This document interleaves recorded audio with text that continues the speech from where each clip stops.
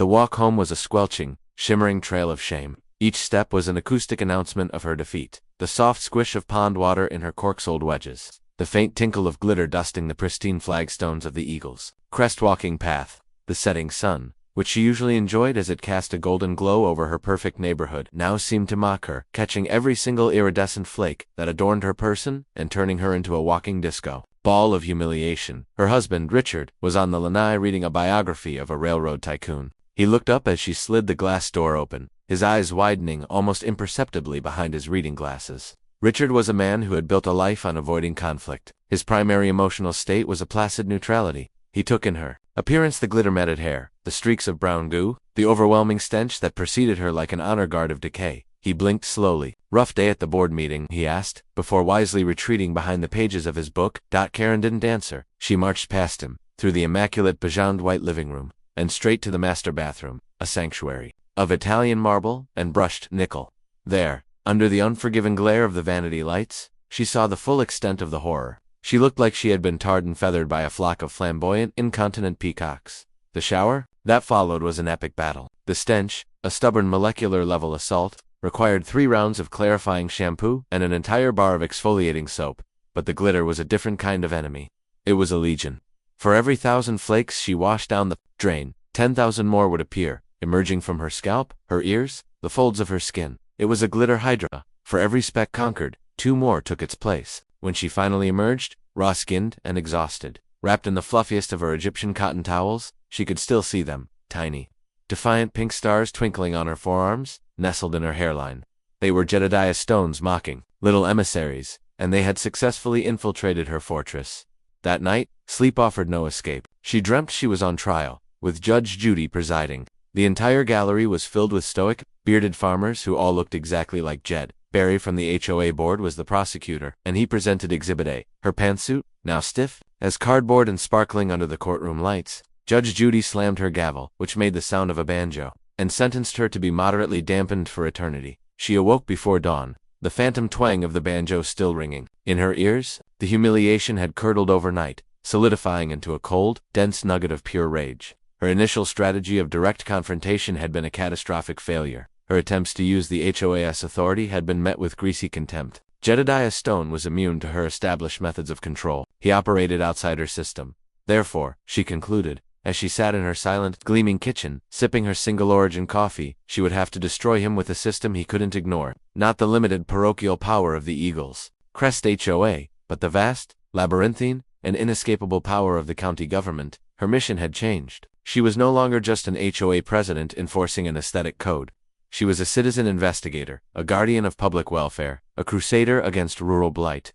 Her first campaign had been fought on the battlefield of property. This new one would be a war of paper cuts. By 7 a.m., her immaculate home office, which usually saw action no more strenuous than organizing the annual community potluck, had been transformed into a war room. Richard's golf trophies were unceremoniously shoved aside to make room for her laptop, 3 fresh legal pads, and a color-coded system of sticky notes. She pulled up the county's public records portal, a clunky, outdated website that would have driven a lesser woman to madness. For Karen, its bureaucratic ugliness was a landscape of opportunity. For hours, she worked. Her focus was absolute. She drank coffee after coffee, the caffeine sharpening her senses.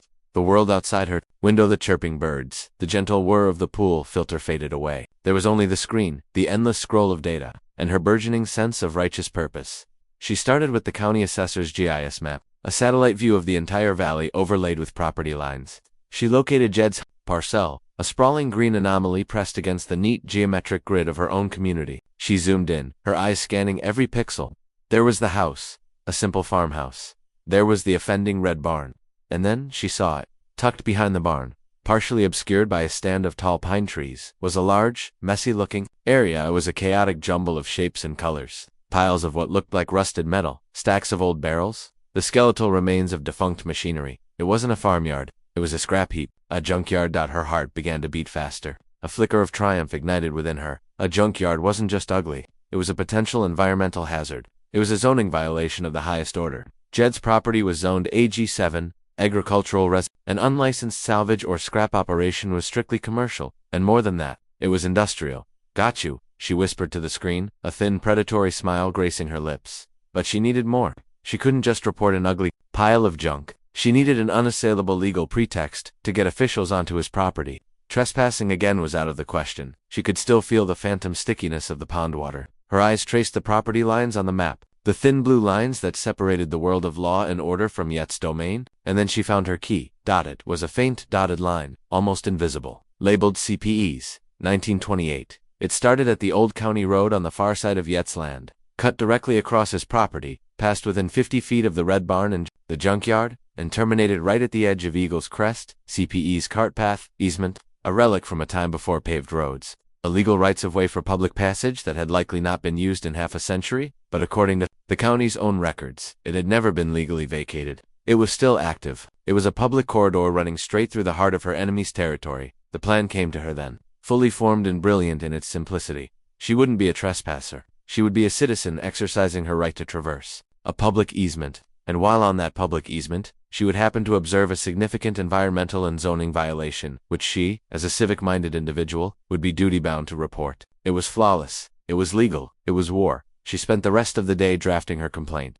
She didn't use the simple online form. Instead, she composed a formal, multi-page letter, addressed to the heads of both the County Code Enforcement Office and the Environmental Protection Division. She used language that was both deeply concerned and clinically precise. She wrote of her fear of potential groundwater contamination from leaking barrels of unknown substances, and the unmitigated blight of an apparent unlicensed industrial scrapyard operating in an agriculturally zoned area. She attached high-resolution satellite printouts, circling the junkyard in red. She mentioned the 1928 cart path easement as the vantage point from which these grievous violations were visible. She sent it via certified mail with a request for a formal site inspection, at which she, as the complainant, wished to be present. Week later, she got the call. It was a man named Ron from Code Enforcement. His voice was a gravelly monotone that suggested a man powered by lukewarm coffee and shattered expectations. "Got your letter, Miss Prescott," he sighed. "Regarding the stone property, looks like you've done your homework. I am a deeply concerned citizen. Mr. It's just Ron. Look, I have to go out there and take a look. Standard procedure. Since you cited the easement, you've got a right to be there. I'll be at the property line at the end of Eagle's Crest Lane. Tomorrow at 10 a.m., try not to get glitter on you before I get there." The line went dead before Karen could retort. The man was insolent, but it didn't matter. He was a pawn, a tool she would use to checkmate Jedediah Stone. The next morning, Karen dressed in what she considered her official business attire, a sharply tailored navy blue blazer, sensible slacks, and sturdy walking shoes. She felt a profound sense of vindication as she walked to the end of the lane and saw the white county truck already parked there. Ron, a stout man with a weary face and a clipboard, was leaning against the fender. "Morning," he grunted, not looking up from his paperwork. A few moments later, Jedediah Stone appeared, emerging from the tree line with that same unhurried gait. He nodded at Ron, then his eyes fell on Karen. There was no surprise in his expression, only a quiet, resigned acknowledgement. "Miss Prescott," Jed said, his voice flat, "fancy seeing you here. Lost again." "I am not lost," Karen said, her voice crisp and clear. "I am here with Mr. Ron from County Code Enforcement. We are here to inspect the illegal junkyard you are operating behind your barn, which I observed while lawfully utilizing the 1928 public cart path easement that runs through your property." She held up a rolled-up copy of the easement map like a scepter. Jed looked at the map and Karen stood frozen at the gate, the rolled-up easement map clutched in her hand like a dead snake. The world, for a moment, went silent. The chirping birds, the rustle of leaves, the distant hum of a lawnmower from her pristine community, it all faded into a roaring vacuum. The only thing she could hear was Jedediah Stone's last words, replaying in her mind on an infinite, agonizing loop. "That fancy gazebo of yours. The back 2 legs are a good 5 feet on my property." It was impossible. It was absurd. It was a lie. The Eagle's Crest development had been planned by architects, approved by the county, built by professionals. The Serenity Point gazebo was the jewel in their communal crown, a symbol of their shared prosperity and good taste. The idea that it was partially built on the land of this scrap metal hillbilly was not just an accusation. It was an existential attack. She stared at Jed, searching for the telltale signs of a bluff. A smirk, a flicker of uncertainty in his eyes. She found nothing. He met her gaze with a calm, level certainty that was more terrifying than any outburst of anger. He wasn't guessing. He knew. Ron, the code enforcement officer, let out a low whistle. He looked from Jed to Karen, then up toward the distant white structure of the gazebo, a pained expression on his face. "Well," he said, adjusting his clipboard, "that's a new one." He seemed to be making a concerted effort to look anywhere but at Karen. "You're lying," Karen finally managed to say, her voice a strangled whisper. "The survey markers don't lie, ma'am," Jed said, his tone still dangerously even. "They're iron pins, Driven into the ground in 1928, your developers put up a pretty fence, but they were off. Happens all the time when you're building next to land that's been in the same family for 100 years. People stop looking at the maps and just look at the fences. He took a step back from the gate, a gesture of finality. 30 days, he repeated. I'll expect you'll want to get your own survey done. Be my guest. It's your money. See you around, Ron. And with that, he turned and walked back into the woods, disappearing behind the curtain of green, leaving Karen standing in the ruins of her Dallas's brilliant plan. Ron cleared his throat. Ms. Prescott, I'm gonna go ahead and close this case file for the junkyard thing. Karen didn't respond. She was still staring at the spot where Jed had vanished, her mind reeling. The humiliation of the glitter bomb was a playful prank compared to this. The failure of her junkyard gambit was a minor strategic setback. This was a decapitation strike. He wasn't just defending his territory anymore. He had breached her walls and planted his flag in the middle of her fortress. He had taken her most powerful weapon, the labyrinthine world of codes and ordinances, and turned it against her. She walked back to her house in a daze. The crisp navy blazer felt like a suit of armor that had been crumpled by a cannonball. She bypassed the house and went straight to the lanai where Richard was, predictably, still reading. He looked up, sensing the tectonic shift in the atmosphere. How did the civic engagement go? He asked tentatively. Richard, Karen said, her voice dangerously calm. Get Mr. Gable on the phone. And call Crestview surveyors. Tell them it's an emergency. The next week was a blur of frantic activity. Mr. Gable, the HOAS lawyer, a man whose default setting was a state of mild, billable panic, was apoplectic. An encroachment on the common area by us. Karen, are you sure? The liability is enormous. If a support structure is on his land, he could technically claim ownership of the entire gazebo. We could be sued for damages, for removal costs, for trespassing, for poor architectural stewardship. Find a solution, Howard, Karen commanded, her voice like ice. That's what we pay you for. The emergency survey cost the HOA a staggering $5,000. Two men in bright orange vests spent an entire day on the hill, setting up tripods and peering through a theodolite, while Karen watched from her kitchen window, chewing on her lip until it was raw. The results came back in a sealed envelope, and Mr. Gable opened it in the clubhouse with the dramatic flair of a man revealing the contents of a will. The verdict was unambiguous. Jedediah Stone was right. To the inch, the original 1928 survey, pin, a rusted piece of iron buried under 6 inches of pristine eagle's crest sod, was a full 5 feet inside their decorative fence. The 2 rear concrete footings of the Serenity Point gazebo were unequivocally on Jedediah Stone's property. An emergency HOA board meeting was called. This time, the mood was not one of simmering resentment, but of outright panic. He wants us to move it, Barry, the treasurer squeaked, his face pale. Do you know what that would entail? We'd need a crane. We'd have to tear up the foundation, pour new footings. We're talking tens of thousands of dollars. The annual budget can't cover this. Then a special assessment is required, Karen stated, her jaw tight. A chorus of groans filled the room. A special assessment was the third rail of HOA politics. It meant asking every homeowner to cough up extra money, and it was a surefire way to get the entire board voted out at the next election. Why don't we just offer to buy the little piece of land from him, suggested Cynthia, the water aerobics enthusiast. Surely he'd be reasonable. He was just glitterbombed and falsely accused of running an illegal dump. Mr. Gable pointed out glumly. I don't believe his definition of reasonable will align with ours at this present moment. I will handle Mr. Stone, Karen announced, her voice leaving no room for argument. Her strategy of bureaucratic warfare had failed. Her attempt at legal maneuvering had backfired catastrophically. There was only one option left, diplomacy. It was a tool she loathed, finding it imprecise and fraught with emotional variables. But she was a general, and a good general uses every weapon in her arsenal. The next morning, she put on her most disarming outfit, a sensible cream-colored blouse, tan slacks, and flat shoes. No blazer, no heels. She looked approachable, reasonable. She baked a lemon loaf, her signature offering for new neighbors and grieving widows. Armed with the loaf in a Tupperware container, she drove to the end of Yet's gravel driveway. She left her car and walked. Deliberate act of humility. She found him in his open-air workshop, which she now knew was not a junkyard welding. A piece of metal that looked like an old bed frame. Sparks flew in a brilliant orange shower. He was wearing a heavy leather apron and a dark visor, which he lifted as she approached. Ms. Prescott, he said, shutting off the torch.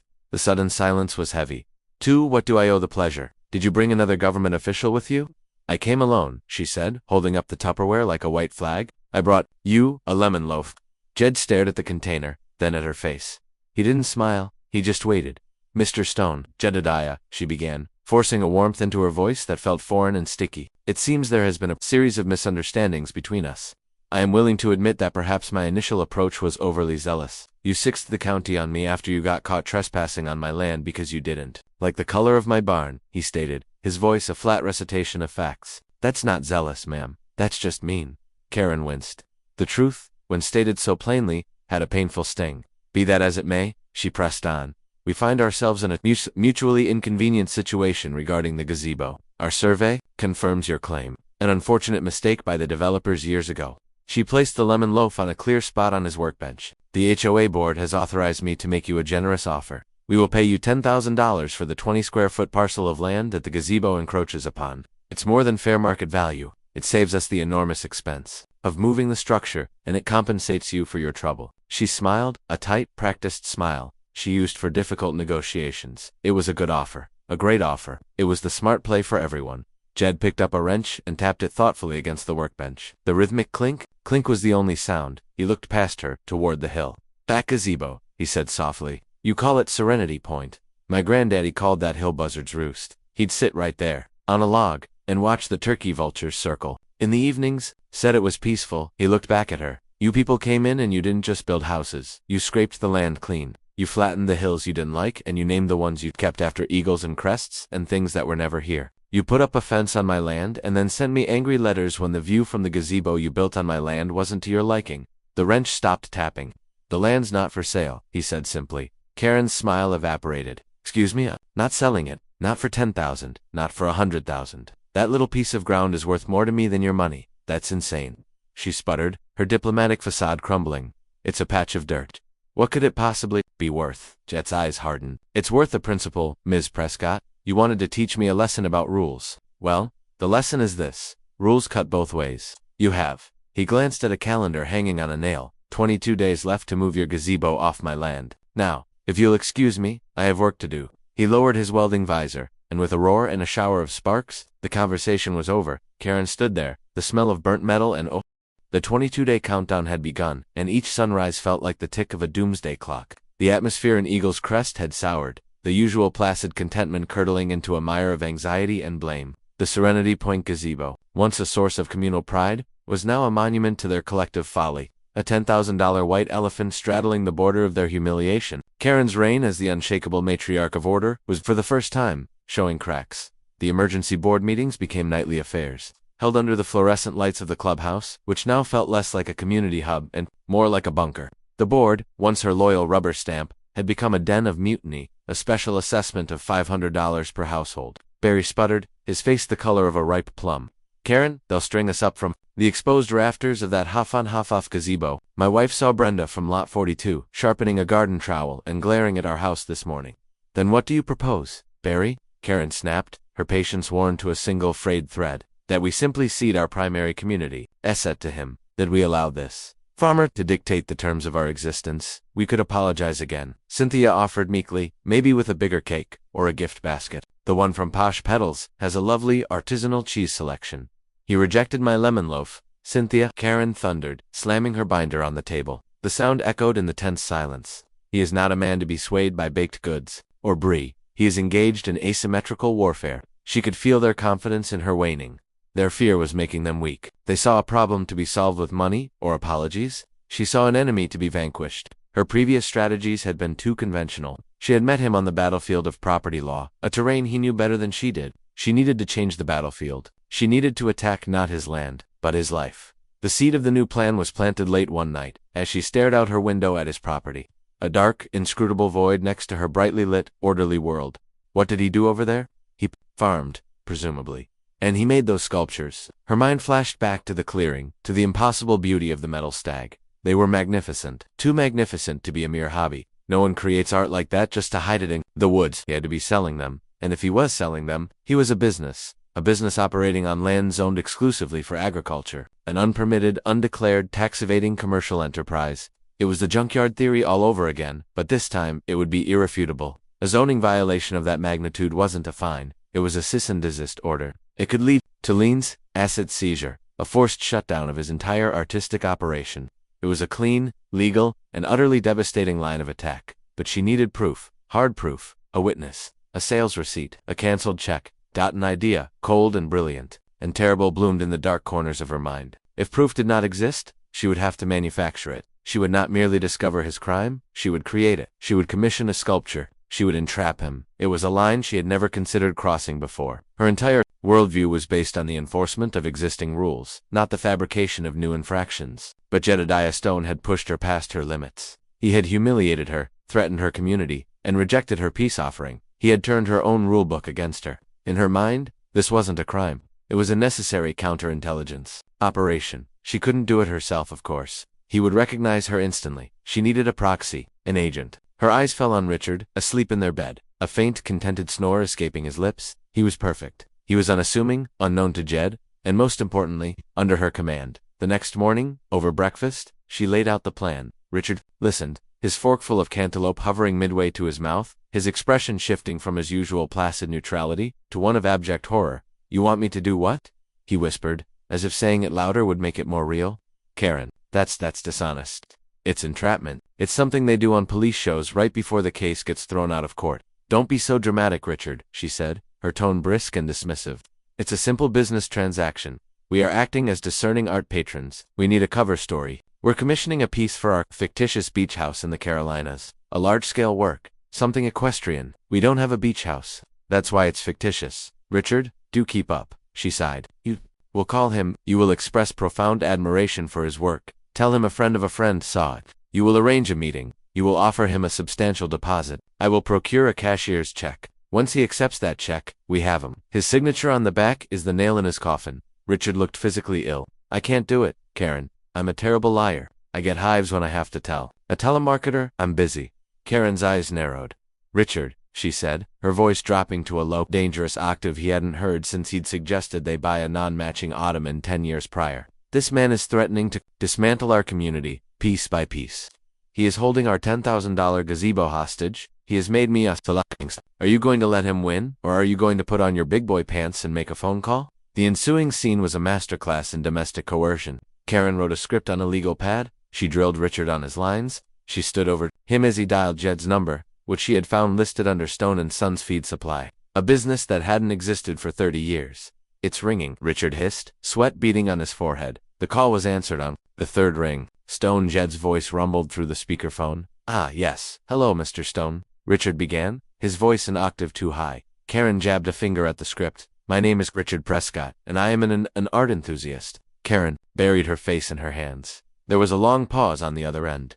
"Okay," Jed said slowly. "I was told by a mute matcher and a mutual acquaintance about your magnificent sculptural works." Richard stammered on the metalwork, the metalness of it all. "My wife and I, we're looking to commission a signature piece for our estate." Karen frantically scribbled on the notepad. "Sounds too fake. Be normal. An estate," Jed repeated, his voice unreadable. "And what kind of piece were you envisioning? A horse, a stallion?"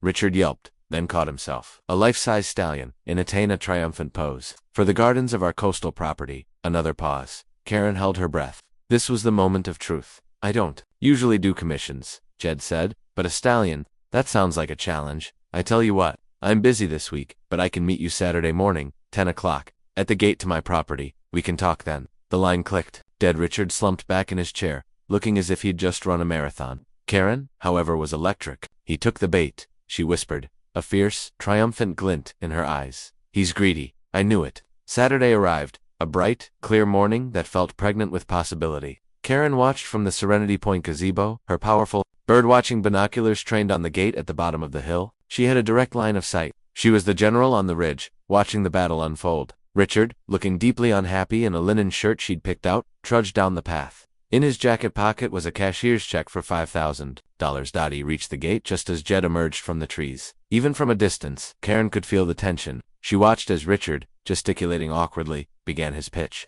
Jed stood perfectly still, his arms crossed, listening. The conversation went on for what felt like an eternity. Richard was talking too much, using his hands too much. He looked like a man trying to sell a faulty appliance. Then, Karen saw Richard reach into his pocket. This was it, the moment of transaction. He pulled out the envelope containing the check. He held it out to Jed. From her vantage point, Karen leaned forward, her knuckles white on the railing. Take it, you fool.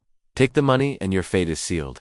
Jed looked down at the envelope in Richard's hand. He looked at Richard's pale, sweating face. And then he did something that made Karen's blood run cold. He lifted his head and stared directly up the hill, directly at the gazebo, directly, it seemed, into her soul. He couldn't possibly see her, but she felt his gaze like a physical touch. He then turned back to Richard and gently pushed his hand and the envelope away. He said something Karen couldn't hear. Richard looked stunned. Jed spoke again, then turned and walked back to his workshop. He returned a moment later holding a small object. He pressed it into Richard's hand, gave him a short nod, and disappeared back into the trees. The operation was a failure. Richard trudged back up the hill, his shoulders slumped in defeat. He reached the gazebo and silently handed Karen the envelope with the uncashed check. In his other hand, he held out a small object. It was a bird, whittled from a piece of pale wood, so exquisitely detailed that she could see the individual feathers on its wings. It was beautiful, perfect, an object of pure, undeniable artistry. What did he say? Karen demanded, her voice shaking with rage and confusion.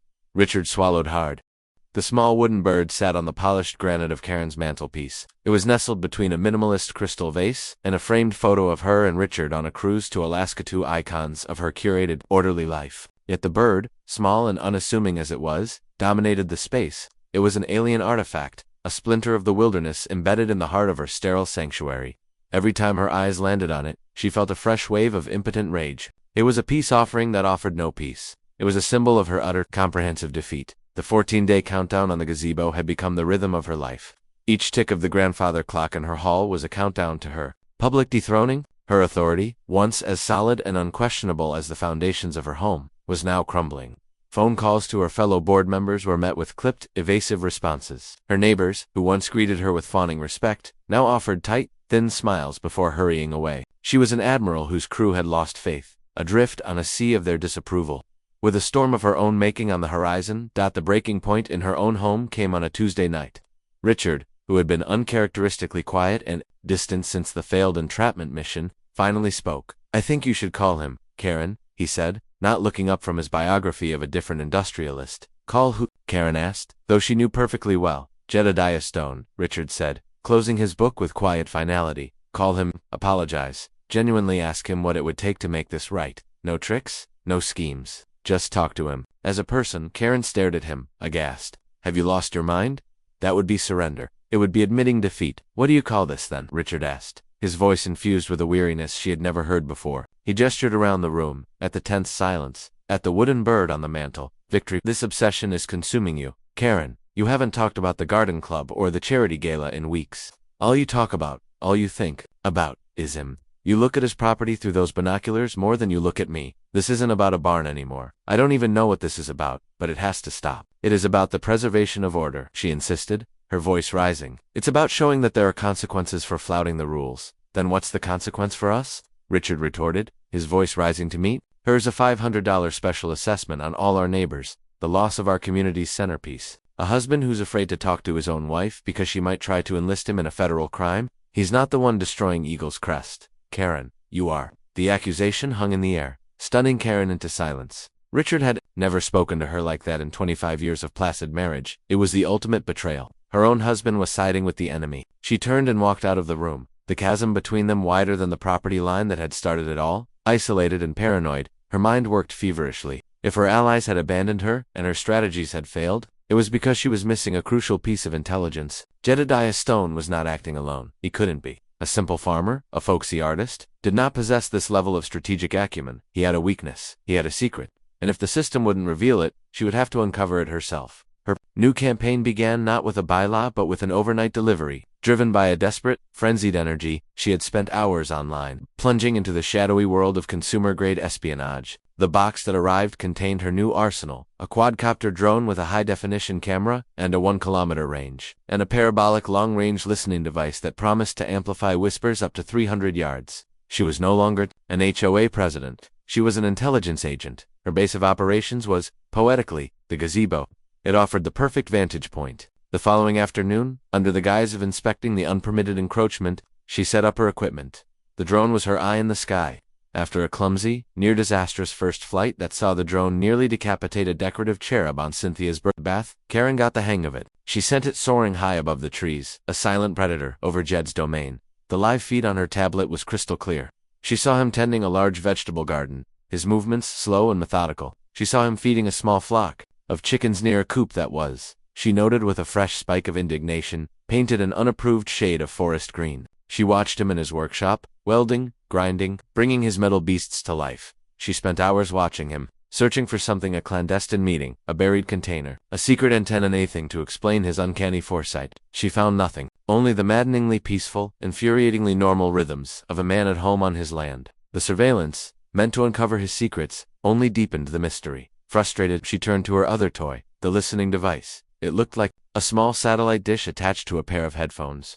She sat on the gazebo bench, aimed the dish toward his farmhouse, and listened. She heard the wind in the pines. She heard the clucking of his chickens. She heard the distant bark of a dog. It was a symphony of rural tranquility, and it was driving her insane. She was about to give up for the day when she heard voices, not from the farmhouse, from the gate, her gate. She swiveled the dish, adjusting the focus. The sound came in tinny, at first, then sharp and clear. She recognized the voices instantly. It was Barry, the treasurer, and Cynthia, the gift basket advocate. They were talking to Jedediah Stone. Her blood ran cold. It was a secret delegation, a mutiny. They had gone behind her back, double quotes, ... and we are just so terribly sorry for the whole misunderstanding, Jed, Barry was saying, his voice oozing a desperate, sycophantic sincerity. Karen gets very passionate about the bylaws. She doesn't always see the bigger picture. They were throwing her under the bus. We're prepared to offer you $25,000 for the parcel of land, Cynthia chirped, and of course we'll deliver a formal, written apology from the entire board. We just want to put this all behind us. Karen listened, her body rigid, her breath caught in her throat. She was listening to her own political execution. She waited for Jed's response, picturing the smug, triumphant smile on his face. But when he spoke, his voice was not triumphant. It was calm and tired. Folks, I appreciate you coming down here. Truly, Jed said. But you still don't get it. I told your president, the land's not for sale. It was never about the money. He sighed, a long, weary sound that carried clearly across the wire. Look, I never wanted a war with you people. I just wanted to be left alone to paint my barn and build my critters. All this, the fancy signs, the glitter deterrent, the survey maps, I didn't figure all that out myself. He paused. Karen leaned forward, pressing the headphones tight against her ears, her heart hammering against her ribs. Jed's voice came again, clear and devastating. My daughter did. She's a partner at Cromwell, Dean, and Hayes in the city property. She's a real shark. The second that first letter of yours arrived, I scanned it and sent it to her. She told me exactly what to do. Every step. Said it would be a fascinating case study in tortious interference and private nuisance law. She's been having a real good time with you. The world tilted on its axis. Karen slowly lowered the listening device. The voices faded, replaced by the roaring in her own ears. A daughter, a lawyer, a partner at one of the biggest, most aggressive law firms in the state. It wasn't a farmer. It wasn't a hillbilly genius. It was a shark, a professional. She hadn't been fighting a man in a flannel shirt. She had been fighting a meticulously orchestrated legal campaign waged by a high-powered attorney she had never even seen.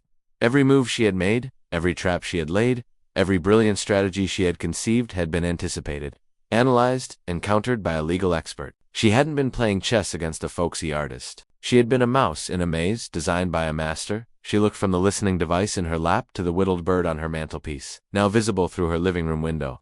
It wasn't a trophy from Jed, it was a message from his daughter, a souvenir. The game hadn't just changed. She had been playing the wrong game, in the wrong league, against the wrong opponent, from the very beginning. And now, with 9 days left on the clock, she was utterly, hopelessly, and completely outmatched.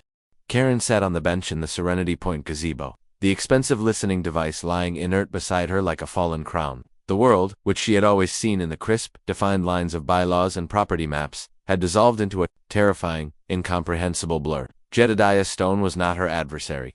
He was a proxy. A puppet. Her true enemy was a ghost, a name spoken into a microphone, a high-powered lawyer in a distant city who had been playing a different game entirely. The rage was gone. The fury, the indignation, the righteous certainty of it, had been burned away by the stunning revelation, leaving behind only the cold, heavy ash of defeat. She had brought a binder to a gunfight. She had meticulously planned a neighborhood skirmish, while her opponent was waging a state-of-the-art legal war. Every action Karen had taken, every clever scheme, had likely been logged, analyzed, and filed away as another exhibit in a future lawsuit that would dismantle not just Karen's reputation, but the entire financial foundation of Eagle's Crest. The 9-day countdown no longer felt like a threat. It felt like a courtesy. They weren't just going to make her move the gazebo. They were going to make her pay for the privilege. She looked at her hands. They were trembling. For the first time in her adult life, Karen Prescott had no plan. Her playbook was useless. Her weapons were toys, and her fortress was built on a foundation of sand. For the first time, she understood the chilling, paralyzing terror of being utterly out of control. Richard found her there as dusk began to settle, painting the valley in soft shades of purple and orange. He didn't speak, just sat down on the other end of the bench, leaving a respectful distance between them. He looked at the discarded spy gear, then at his wife's pale, shattered expression. "You heard, then," he said. It wasn't a question. News of the board's failed diplomatic mission, and Jed's rejection of their groveling, had already ripped through the community's frantic text threads. "Not all of it," Karen whispered, her voice hoarse. "There's more." And she told him? She told him about the daughter, the lawyer, the shark. As she spoke, she didn't feel like an HOA president reporting intelligence, but like a sinner making a confession. Richard listened, his expression shifting from confusion to dawning horror, and finally, to a profound sadness. When she finished, they sat in silence for a long time.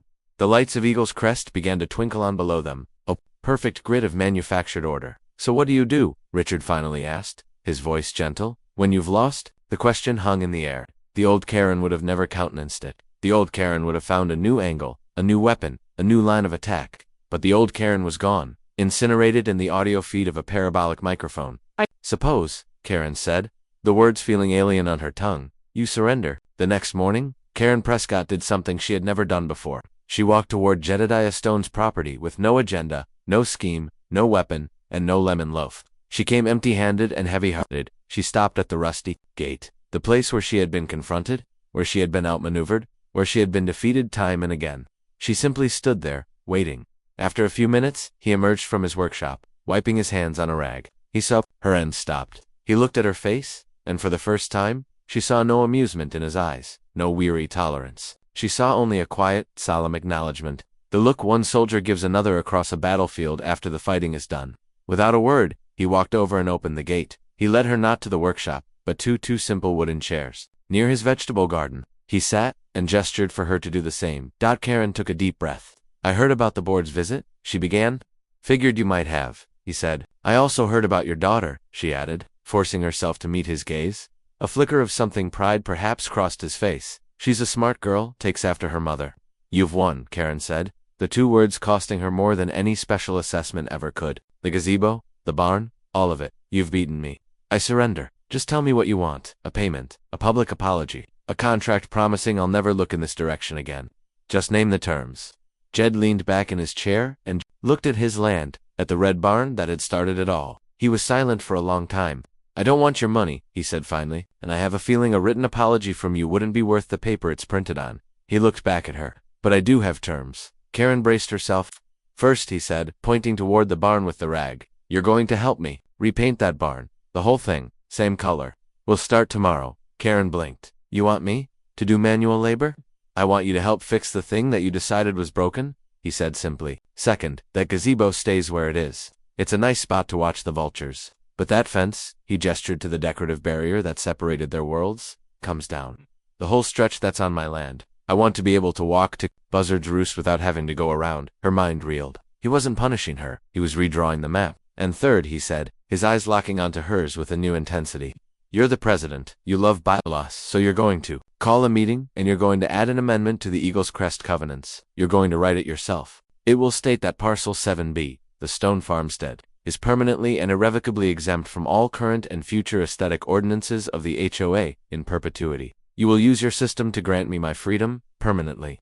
It was the most brilliant, devastatingly elegant checkmate she had ever witnessed. He wasn't just demanding she stop fighting. He was demanding she legally codify her own defeat, ensuring no one like her could ever attack him again.